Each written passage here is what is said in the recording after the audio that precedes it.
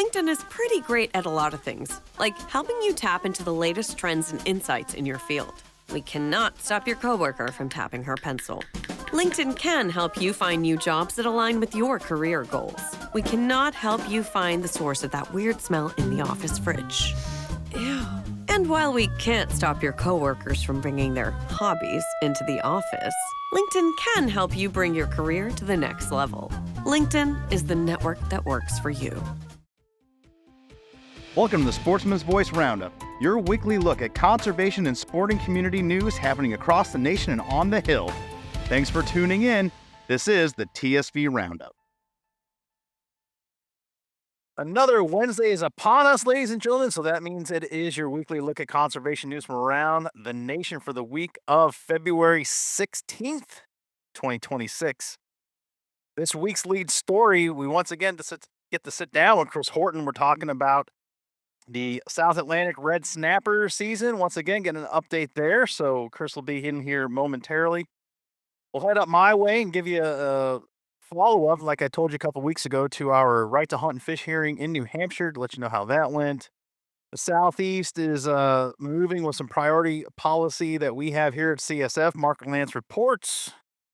We head to the Midwest. Jake Gould catches us up on a move to abolish Natural Resource Commission, allowing regulations to be made without oversight. Another terrible idea. Stand by for that one. Marie Miller checks in from the West, and we wrap things up with a forestry update from John Colclaser out of Vermont. All that and much, much more, but let us get to the lead story of the week. We catch up with Chris Horton. Chris, welcome back to the show. Hey, friends, great to be back. We've talked about this before, so what's happening now with the South Atlantic red snapper? We're talking Florida up to North Carolina. This has been a highlight here on the show for multiple reasons, but always juxtaposed to the success in the Gulf.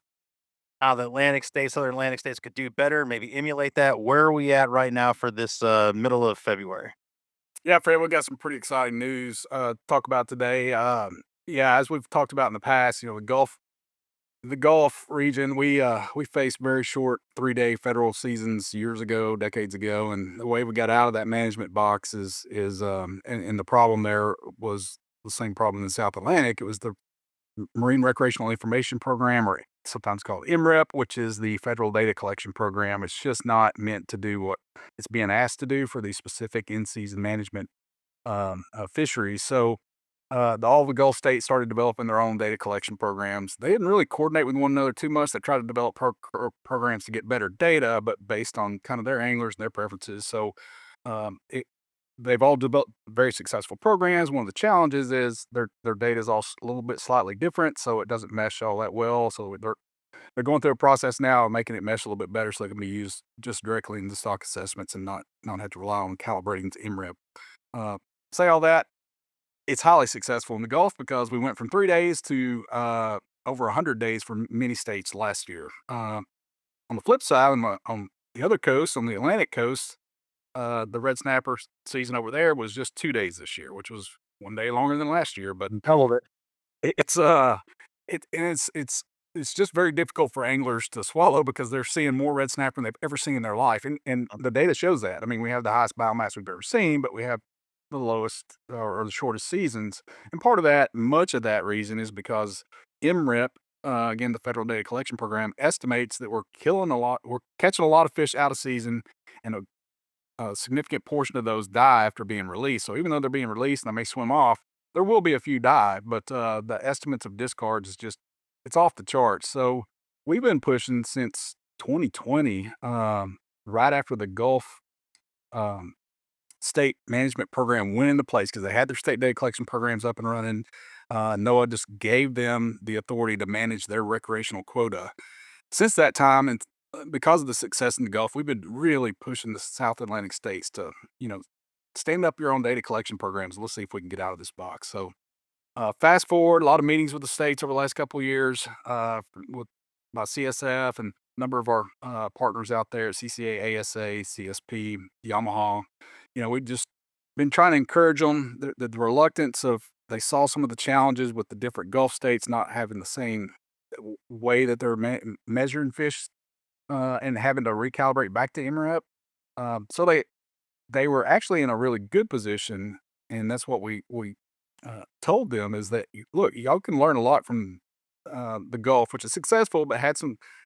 If they had it to do over again, they'd probably work closer together. Now you guys are starting from the very beginning, and you could have a chance to work closely together. So that's exactly what's happened. They put forward last fall some things called EFPs or exempted fishing permits, and this allows them to test new ways of collecting data and managing a fishery.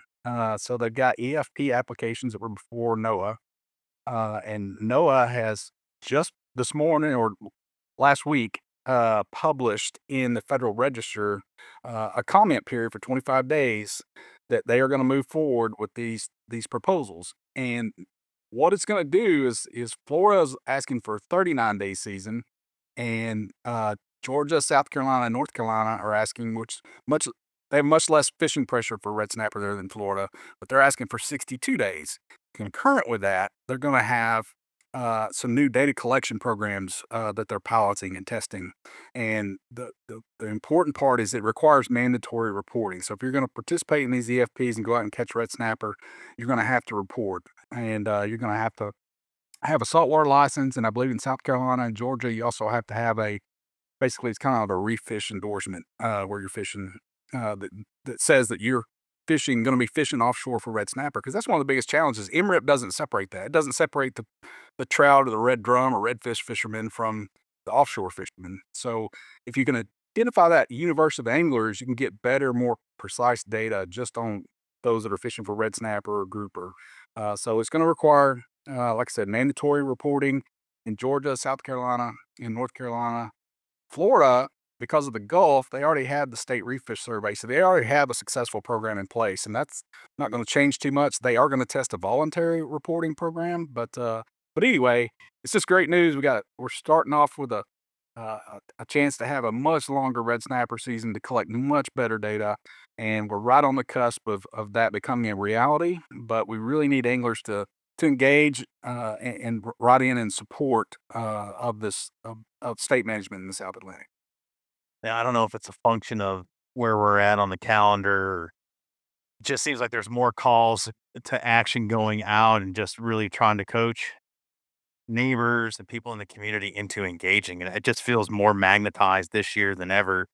And you and I have both been at this in one way or another for a long damn time. So it just feels like it's just get involved at all different levels for all different reasons. But this all feels so important this year. So um, get involved.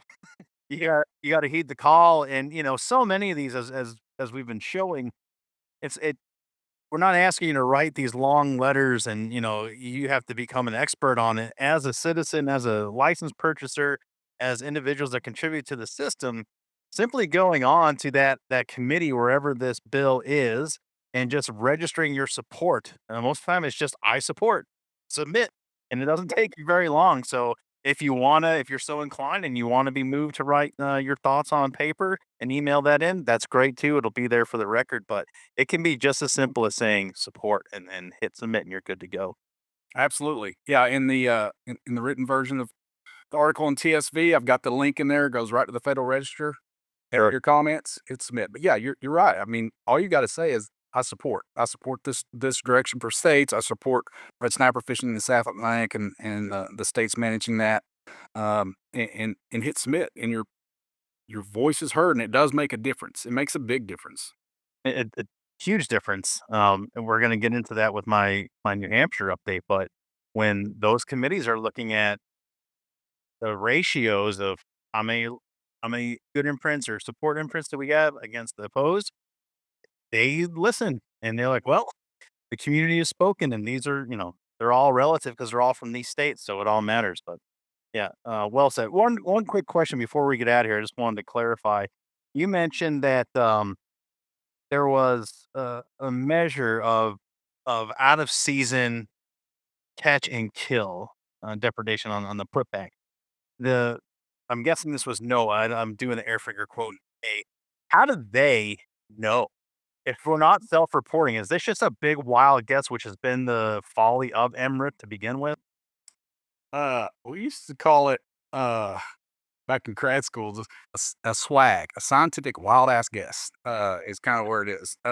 So they try to get an estimate of how many folks are going offshore, uh, based on the effort survey. So they send in their effort survey through the mail, and and it has some questions. It starts off with a weather question, so some people don't even know they're getting MRIPed, or don't recognize. And then they start asking a series of questions about, "Hey, did you fish last month, or how many fish?" I mean, there's a number of questions, and a recent pilot study. I say recent now; it's been 2 years old, and NOAA's still trying to fix it. But they discovered that, hey, we're overestimating catch by 30 to 40% because of the order of the questions we have.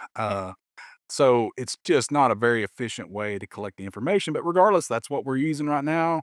They use that to determine how many folks actually went offshore.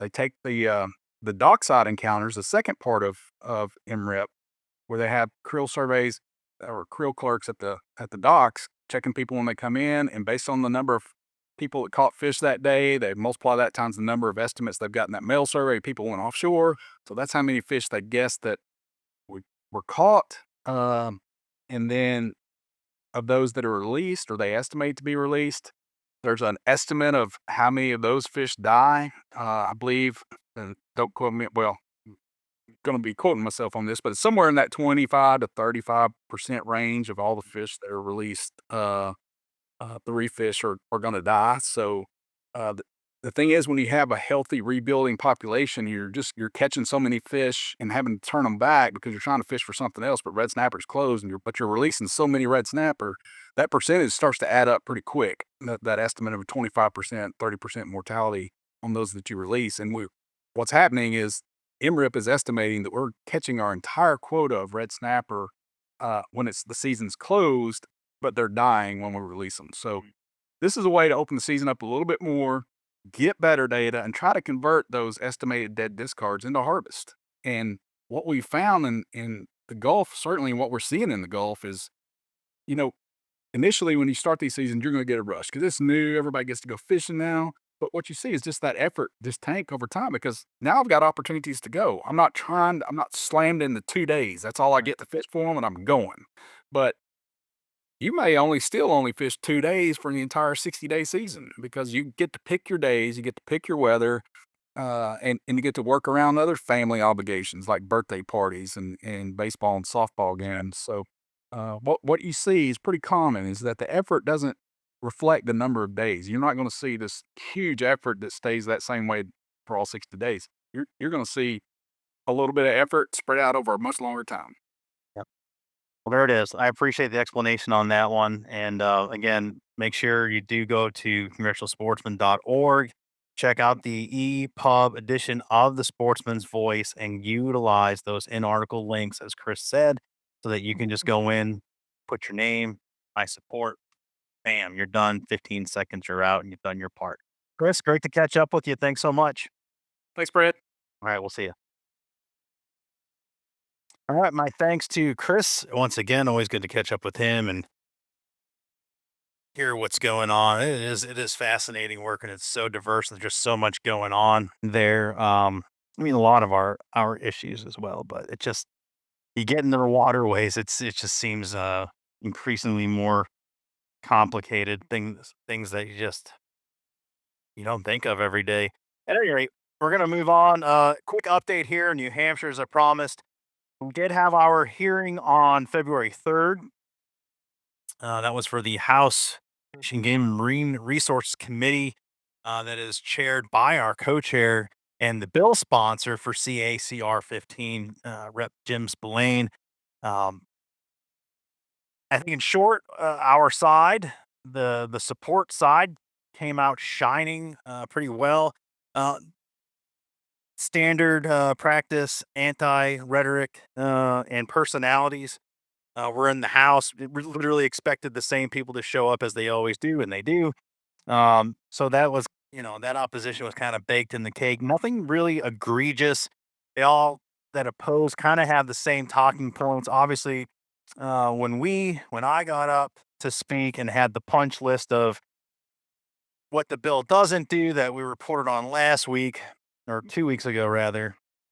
Um, it kind of dispelled all that. Not kind of, it did. It just threw facts, it threw science, it threw figures to their emotional screeching, which is what they do, and they ballyhoo and they play on the motion. And those folks in that committee quickly find out that their air finger quote arguments are as shallow as they sound when put up against and juxtaposed with our testimony in state and national partners that get up there and further support what we put out there. The fishing game in New Hampshire getting up there and confirming everything we provided and then some and supporting. So yeah, we got to keep going. It's the first big step in a whole bunch of steps to come. So as this progresses, as we go into executive session and come out, and hopefully we get an audit pass out of the committee, head to the floor.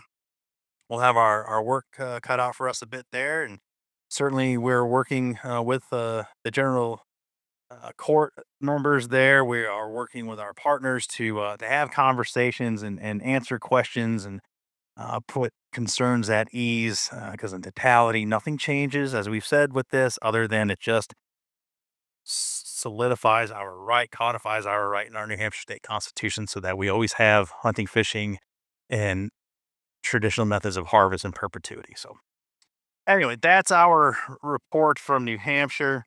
All right, continuing on in the southeast, this update from Mark Lance. Some good news here on CSF priority policy as it concerns license reimbursement language. We report on this a lot and get our fair share of pushback. But in Mississippi, Executive Council member and Mississippi Legislative Sportsmen's Caucus co-chair Representative Scott Bounds uh, was moving House Bill 710, which would do exactly what I said, reimburse for free and discounted licenses. Uh, Cruised through both committee stops in the House, and on February 12th passed the House unanimously on a 119 to 0 vote.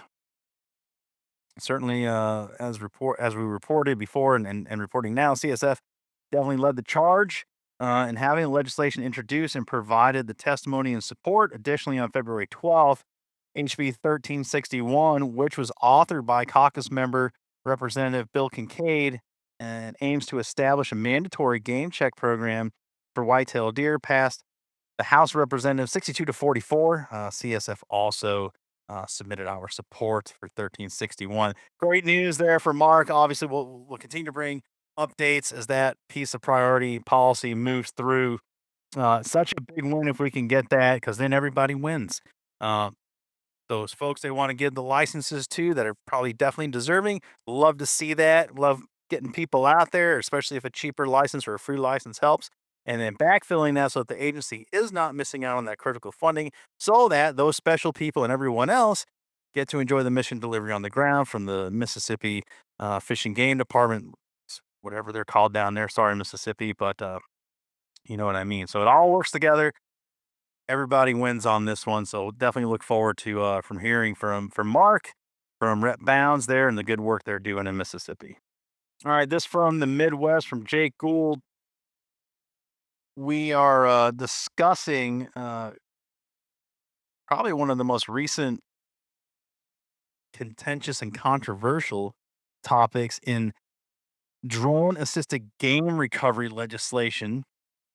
If you go back to our NAS conversations with Corey Mason of Wild Sheep Foundation, we started talking about this, and even had an interesting conversation about drones with Connor Bevins of ASA, American Sport Fishing Association. Um, can add to that here in a second. We being CSF submitted written testimony in Iowa and South Dakota in support of legislative efforts to allow the use of drones in game recovery. Iowa House File 2112 would allow hunters who had mortally wounded a deer to use a drone to track and retrieve the wounded deer. In South Dakota, Senate Bill 201 would allow the use of a drone to recover deer and elk if the hunter reasonably believes the animal cannot be located by common use methods. One side of the coin, we want people to find their game, obviously avoid as much wanton waste and yeah, use every effort. Obviously your skill set as an outdoorsman to track, to read the ground and the sign. If tracking dogs are available to you, using those. The drone technology is great. You've seen it out there. They get up high, use those that thermal imaging, can find those warm bodies. And even some of the high res imaging can let you know if that critter still got a heartbeat, if it's bedded, what it's doing. Definitely get a pinpoint location. The other side of that is you have those drones going up. What else are you seeing during that recovery? And you can't prove, especially from a law enforcement capacity, if someone was in the process of recovering, are they scouting? Are they seeing other critters? And then, how does that all work? For our purposes, for this is great for its intended purpose for game recovery, maximizing the potential out of these animals that we're out there harvesting. Um, Certainly, there's a calculation that DNRs, fishing games make when it comes to data and lost, unrecovered animals that goes out there on the landscape and biologically how that works. Again, I ask you to go back and listen to a much bigger conversation on this with Corey Mason because we get into all of that. Um, it's a lot of questions with a lot of unanswered. It's a lot of unanswered questions because this stuff is so new and all these what ifs and just figuring it out. And it seems like the technology is coming so fast, so quick. Um, I guess all we can do is continue to react. Um, but while we're reacting, not limiting hunters on the ground from using this technology in a positive manner to bring home that treasure, that cherished meat. Let's head west. Marie Newmiller talking about preparation for the 2026 legislative session in Oregon and Washington. Oregon Governor Tina Kotek directed the Oregon Department of Fish and Wildlife and other agencies to prepare for budget reduction scenarios at 1%, 2.5%, and 5% levels to address the anticipated budget shortfalls. Washington Governor Bob Ferguson proposed a 2026 supplemental budget, which targeted cuts to natural resources, including reductions in the agency there in Washington, their funding for enforcement, biodiversity programs, and shifts in hunting fishing management costs. As legislators in both states began their difficult negotiations over their 2026 general fund allocations, CSF has been helping to highlight the importance of the American system of conservation funding and the benefits that sportsmen and women bring to each state. I would say those two states are just full of issues.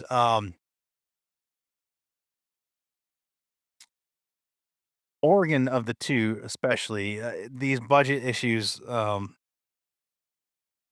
more than problematic.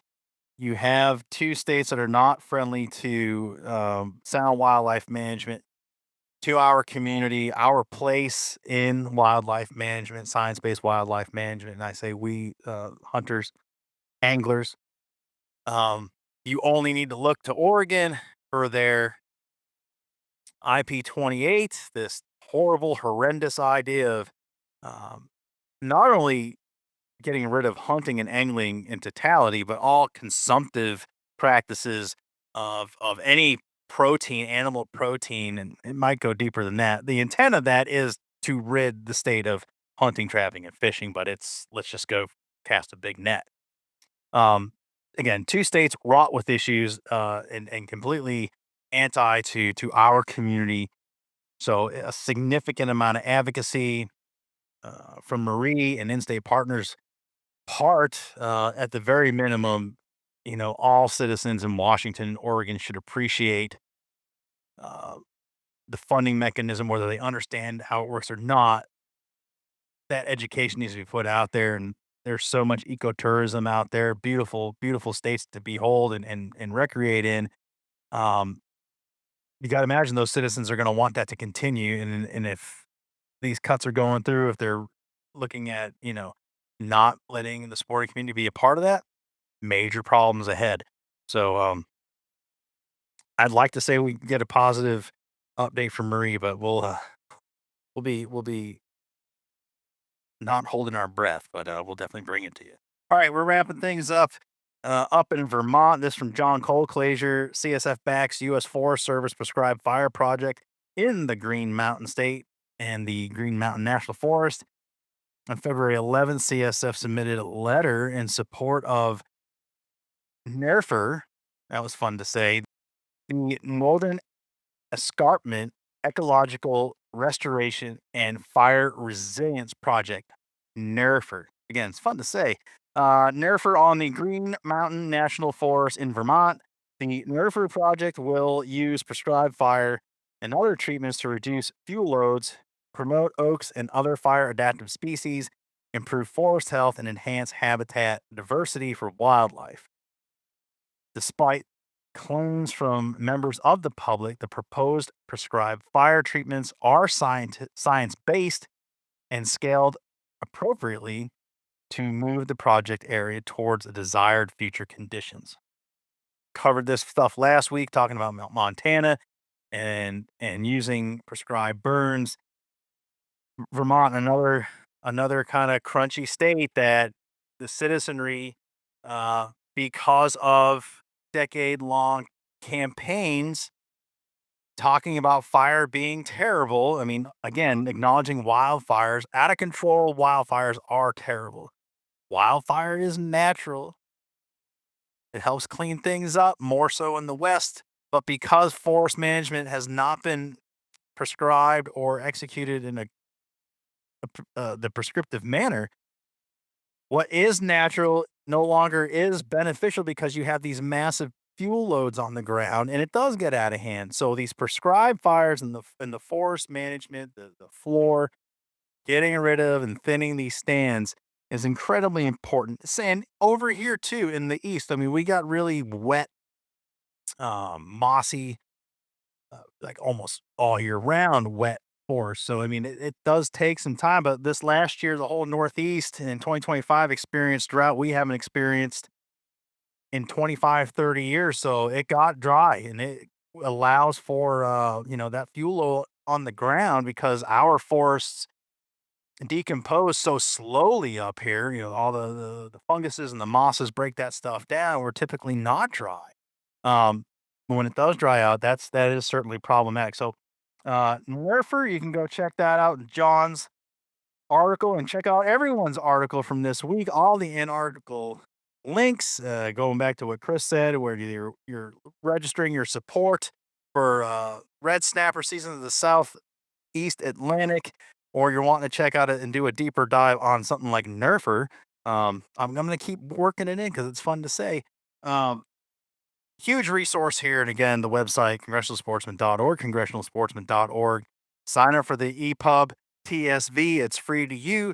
Spread it around, use it as a resource. All your friends, you lawmakers that are tuning in week and week out. I hope you're finding this stuff beneficial. You keep coming back, you must. And then, go to the website, check out these past episodes of the podcast. A lot of evergreen stuff on there and stuff that's applicable in your states. And if you're thinking about picking up a piece of priority legislation that CSF has put forward, you can see what the other states are doing. Lessons learned, collaborate through the NAS system. That's what makes it so powerful, and be successful in your legislative body as well. Let's put a bow on it. We're going to do another NASC session tomorrow on Thursday. So we're down to the last couple here, and then we're back to regularly scheduled programming. Thanks for tuning in, folks. As always, CSF is your inside connection to outdoor legislation. See you tomorrow. So long. Thanks for joining us on this edition of the Sportsman's Voice podcast. Ladies and gentlemen, your support is crucial, and you can help us out right now by leaving a review, filling in those 5 stars where available, sharing this episode with friends and family, and engaging with us socially. CSF can be found on Facebook, Instagram, and X, formerly known as Twitter. Together, we can protect the outdoor sports we love and continue to keep you informed wherever you are. That's it for this week. Until next time, we'll see you later.